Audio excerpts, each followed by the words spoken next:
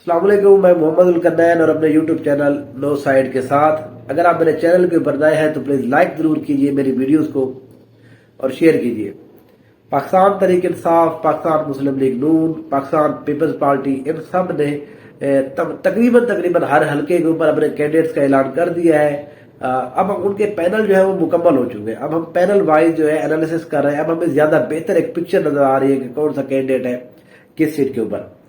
जिला डेरा गाजी खान के अंदर एमएनए की 3 सीट्स हैं, एनए 184, एनए 185 और एनए 186।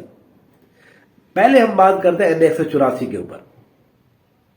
एनए 184 के ऊपर बड़ी इंटरेस्टिंग सूरत हाल है। पहले हम बात करते हैं मुस्लिम लीग नून की। यहां पर पिछली दफा अमजद फारूक खोसा जो है वो इस दफा जो तौसा शरीफ वाली सीट पे इलेक्शन लड़ रहे हैं, वो यहां से आजाद हैसियत में मुंतखब हुए थे। वो हम बात पहले भी कर चुके हैं, ये पुरानी बात अब होगी। यहां पर जो टिकट है मुस्लिम नून ने उनके बेटे साबका जिला नाज़िम अब्दुल कादिर खोसा को जारी किया है, लेकिन दोनों विंग्स को पहले उन्होंने छोड़ दिया। उन्होंने कहा जी हम फैसला बाद में करेंगे। अब आज सुबह की खबर यह है कि जो इस हलके की जो एक विंग है पीपी 287, वहां पर ये गढ़ है ये बहादुरगढ़ ग्रुप का, खोसा ग्रुप का, खोसा कबीले का ये हलका है।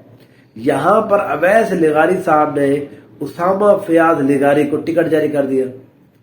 अब उसामा फयाज लिगारी कबीले के हैं। यहां पर आके वो अब इलेक्शन लड़ेंगे। अच्छा, वो उसामा फयाज लिगारी पाकिस्तान तहरीक इंसाफ के अंदर रहे हैं। वो पिछले 3 से 4 साल की जो सियासत है पीटीआई के प्लेटफॉर्म से करते रहे हैं, लेकिन रात ही उनका कोई मुआहदा हुआ अवैस लिगारी के साथ। इस सीट के ऊपर बहादुरगढ़ ग्रुप को झंडी दिखाई गई, लाल झंडी दिखाई गई, और उनको कहा गया जी आप सकून करें, आपको इतनी टिकटें बहुत है। तो इसलिए अवैस लिगारी साहब ने यहां पर उसामा फयाज को टिकट दे दिया है।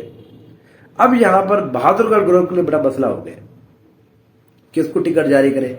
क्या एमएनए जो है एक एमपी का अभी तक फैसला नहीं हुआ, पीपी 286 का 87 के ऊपर एक ऐसा बंदा आया गया है जिसको लोग जानते नहीं है, ये कबीला उसका नहीं है। तो हम लिगारियों को खुद से यहां पर वोट कैसे दिलवाएंगे, ये बड़ा मसला हो गया है। इसलिए इस सीट के ऊपर मुस्लिम लीग नून जो है बहादुरगढ़ ग्रुप, वो बड़ा परेशानी उनको लाक हो गई है। एक खबर ये भी आ रही है क्योंकि पाकिस्तान तहरीक इंसाफ ने जावेद अख्तर लुंड को पीपी 286 से टिकट नहीं दिया, या उन्होंने खुद नहीं लिया, इस बात को बहस में नहीं जाते। टिकट नहीं मिला हमारा। टिकट जो है पाकिस्तान तहरीक इंसाफ ने नहीं जारी किया जावेद अख्तर लुंड को। तो अब जावेद अख्तर लुंड के लिए ऑप्शन मौजूद है कि वो नून लीग में चले जाए, और नून लीग में चले जाने के बाद यहां पर खोसा बहादुरगढ़ ग्रुप के साथ अपना इलाहा कर ले। अब इस सूरत में बहादुरगढ़ ग्रुप और जावेद अख्तर लुंड अगर मिल जाते हैं तो ये सीट कंफर्म है, एमपीए की भी एमएनए की भी। लेकिन इसमें सबसे बड़ा मसला क्या है? इसमें सबसे बड़ा मसला है लोकल सियासत का। लुंड सरदार ने पिछले 30 साल से सियासत ये की है कि हमें खोसों की जरूरत नहीं है, ये हमारा हल्का है तो हम ही यहां पर इलेक्शन लड़ेंगे। खोसा सरदारों ने, बहादुरगढ़ ग्रुप ने हमेशा ये सियासत की है कि हम ही यहाँ के वली वारिस है, ये लुंड कबीला तो कोई भी नहीं है। लिहाजा उन्होंने हमेशा मुखालफत की, और जहां पर जो छोटे छोटे जो यूनियन काउंसिलों के अंदर जो थड़े की सियासत है, वहां पर लुंड और खोसा के अलग-अलग ग्रुप मौजूद हैं, और इसी तरह से महल्ले और इवन के घर बटे हुए हैं मुखालफत में। तो जब अगर ये आपस में मिल जाते हैं तो उनका क्या होगा? ऐसा नहीं होता कि ऊपर अगर कोई ये फैसला कर दे जी अब हम इकट्ठे हो गए लेकिन आप भी हो जाओ, क्योंकि सियासत के अंदर आप लोग इकट्ठे हो सकते हैं। लोकल सियासत के अंदर चीजें इतनी गहरी हद तक चली जाती है, लोग शादियों पे एक दूसरे को नहीं बुलाते क्योंकि आप दूसरे ग्रुप के अंदर शामिल हो गए पॉलिटिकली। तो अब आप उनको फौरी तौर के ऊपर 1 माह पहले के नोटिस पे कहें जी अब आप इकट्ठे हो गए, तो ऐसा नहीं हो सकता। ये दोनों कबीलों के लिए, दोनों जो हल्के हैं, अवाम है, उनके लिए परेशानी होगी। यहां पर पाकिस्तान तहरीक इंसाफ ने अली मोहम्मद खलोल को एमएनए का टिकट जारी किया है। अब अली मोहम्मद खलोल क्या है, बहुत सारे लोगों को नहीं पता ये कौन है, कहां से आ गए। अली मोहम्मद खलोल यहां पर एक बिजनेसमैन है डीजी खान शहर के अंदर। इनका कारोबार जो है वो बाहर भी है, दुबई के अंदर ज्यादा कारोबार, वो वहां पर भी है। ये पाकिस्तान तहरीक इंसाफ से बहुत अरसे से है।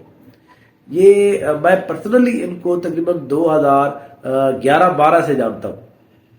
اچھا یہ ہر دفعہ بیچارے ٹکٹ کے لیے اپلائی کرتے ہیں، ان سے لے لیا جاتا ہے. اب بھی نہیں پتا کہ کب ان سے لے لیا جائے الیکشن لڑتا ہے، لیکن ابھی تک مجھے کنفرم ہے کہ انہیں کو ملے گا. یہاں پر یہ ہر دفعہ ٹکٹ ملتا ہے، لے لیا جاتا ہے. اس دفعہ ان کو ٹکٹ جائے گا، اور یہ پاکستان تحریک انصاف کے جس کو ہم ورکر کہہ سکتے ہیں انہی میں سے ہیں. اب یہ مضبوط کتنے ہیں، کمزور کتنے ہیں، اس بات پہ آتے ہیں. علی محمد خان کھلول جو ہے، یہ جس کو کہتے ہیں یہ شاہ صدر الدین، عادل پیر، اس ایریا سے ان کا تعلق ہے. زیادہ تر لوگ یہاں پر ان کو جانتے ہیں، اور کیونکہ بہت سارے لوگ سعودی اور دبئی جاتے ہیں، ان کی یہاں پر ٹریول ایجنسی بھی موجود ہے، تو ان کا جو اثر و رسوخ ہے لوگ جانتے ہیں اس کو. بہت سارے لوگ اس علاقے کے لوگ ان کو جانتے ہیں. اب ان کے لیے تھوڑا سا زیادہ جو مسئلہ صرف یہ ہوگا کہ ان کو جو تمر لونڈ کے اندر ان کی جان پہچان ہے وہ تھوڑا کم ہے. وہ وہاں سے اب ایم پی اے کا ٹکٹ پاکستان تحریک انصاف نے پہلے آفتاب خان ٹھگاڑی کو جاری کیا. صبح خبر آئی جی نہیں، سردار فرحت عباس لونڈ کو ٹکٹ جاری کر دیا گیا ہے. اچھا فرحت عباس اور ان کے درمیان فرق یہ ہے، فرحت عباس لونڈ پاکستان تحریک انصاف کے پرانے ورکر ہیں، ہمیشہ سے کھڑے رہے ہیں پاکستان تحریک انصاف کے ساتھ. ہر دفعہ ٹکٹ انہی کو کہی جاتی ہے، آخر میں کسی اور کو دے دی جاتی ہے.